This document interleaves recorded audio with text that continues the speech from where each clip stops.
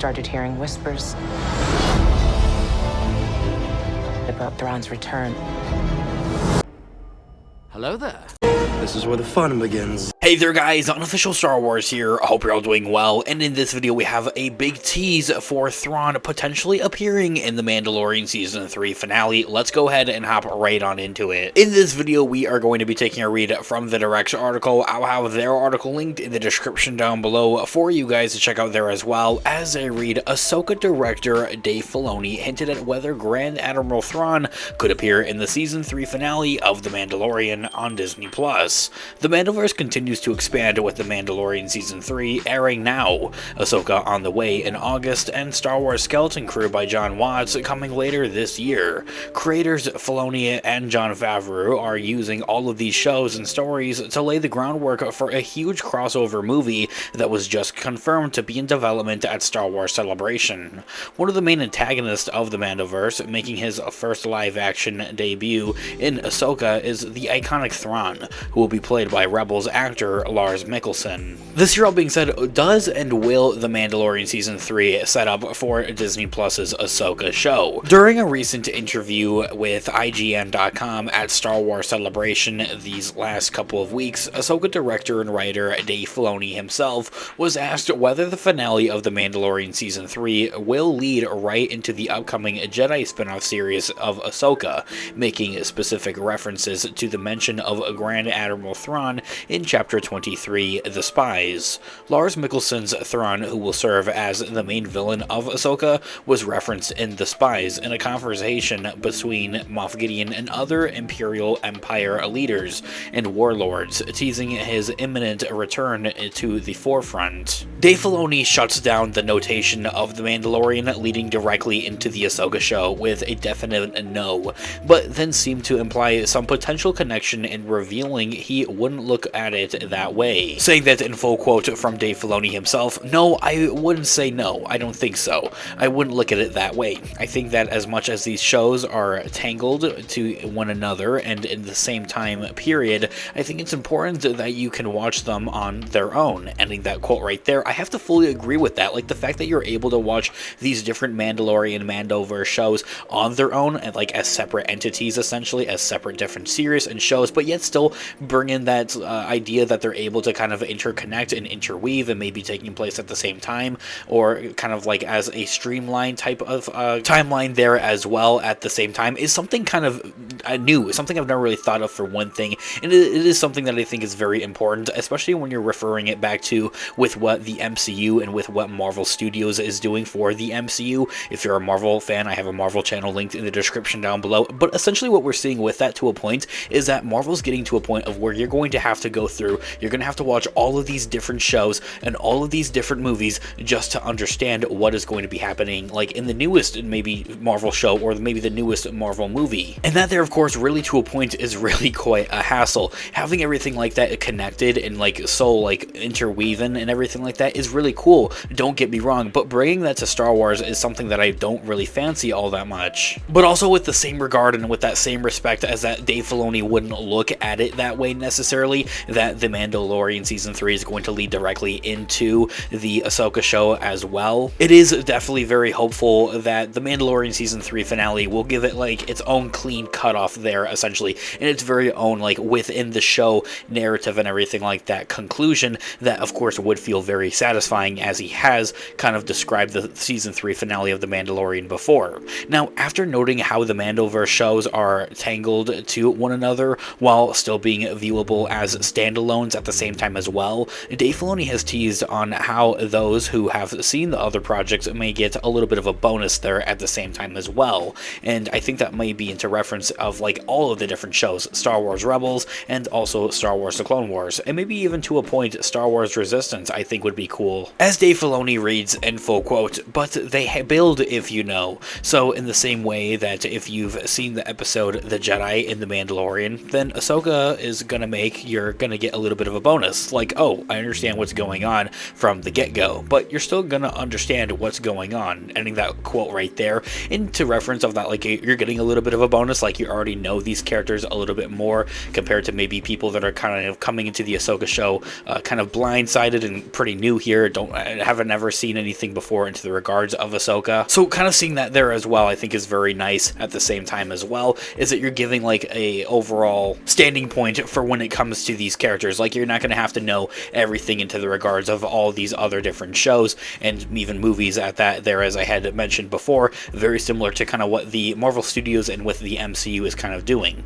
The Star Wars veteran Dave Filoni went on to note Star Wars' history of picking up a story midway dating back to its origins, and in the same way he promises he does dive right into the story in the Ahsoka show, saying that's in full quote, "We picked up A New Hope at episode 4, right? So Star Wars to us, we came in the middle of it. So there is a history to Star Wars of just diving right into the story. So I really do dive right into the story with Ahsoka, but I know more about it because of the work of The Mandalorian." Ending that quote right there. Now, seeing how he's comparing the Ahsoka show to A New Hope, of how A New Hope is taking place literally like smack dab in the middle of like the Skywalker saga there, essentially, I think it definitely has to have some type of reference to what we're going to be seeing with the Ahsoka show. If you didn't already know, the Ahsoka show is being heavily rumored around out there to have some type of time jump within the middle of the show. So maybe the first like couple of episodes, the beginning of the show, is going to be taking place at one time period, and then have a different kind of time jump there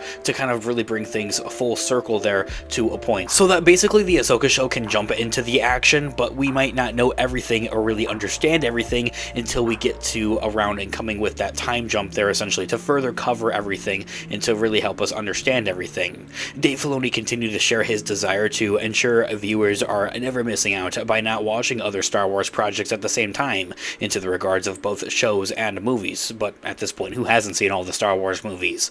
But also notes on how they can help the audience know more and understand more, saying that in full quote from Dave Filoni himself. And it's the same with Skeleton Crew. You never want to create a situation where you feel like you have to have seen these things, because then you're missing out. I don't know how fans feel, but like, do you have to see or have seen the Clone Wars to understand Ahsoka? No, you don't have to have seen that. Does it help, you know, more and to understand it more? Sure, ending that quote right there. Now, for one thing, we have Filoni kind of essentially referencing back to with what the Clone Wars does with Ahsoka and setting her character. I mean, that's the first time that we ever see and meet Ahsoka, is of course within the Clone Wars show, and then to see her in live action and everything like that, you don't necessarily have to be a diehard Clone Wars fan or anything like that, or have to have seen every single episode of Clone Wars, or even have to have seen a single episode of Clone Wars, but yet alone, essentially, we still get to know a lot about Ahsoka for when we first meet her in The Mandalorian, or rather within live action. Dave Filoni also briefly mentions the same thing with Skeleton Crew at the beginning of that quote, saying that, and it's the same with Skeleton Crew, we never want to create a situation where you feel like you have to have seen these things, because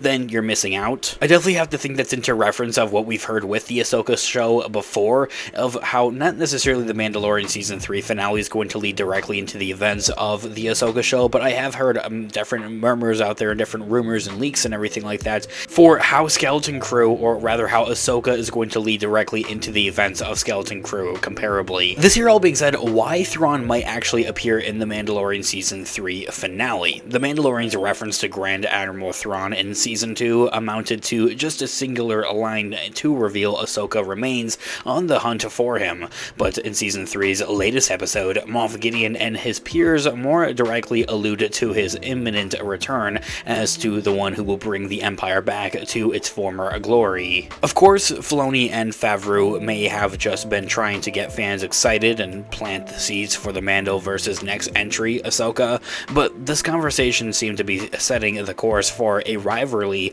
between Gideon and Thrawn at that, with the former having even proposed the need to being the new leadership and wanting to replace Thrawn, as that's something that Gideon is kind of looking to do in The Mandalorian Season 3. What we have heard from different teases and different previous references from Moff Gideon actor Giancarlo Esposito before, is that essentially Moff Gideon, especially like in this day and age, is essentially power hungry, is the best way to put it, and that's the way that Giancarlo Esposito has described this, and I think that he's going to get it to a point essentially of where he's going to be cocky, and we're going to have Thrawn kind of just come up behind him and take him out, essentially, like literally, like probably be the one that actually kills Moff Gideon. And so I think and believe that if for anything, that is exactly what we would see if Thrawn is to appear in the Mandalorian Season 3 finale, is that he would be the one to kind of take Gideon out, actually.